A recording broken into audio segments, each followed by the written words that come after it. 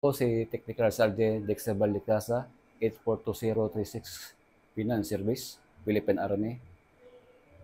Dati kong unit, bali 15 years ako doon. Ang mabigat na naranasan ko doon sa encounter, itong 2014 at 2017.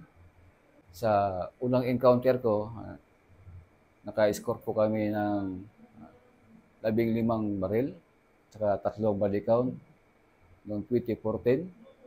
Then yung 2017, naka-recover din kami ng isang BB-60, 8 long, tsaka 8 ding body count. Maraming salamat po sa inyong lahat and good day. Thank you. Thank you.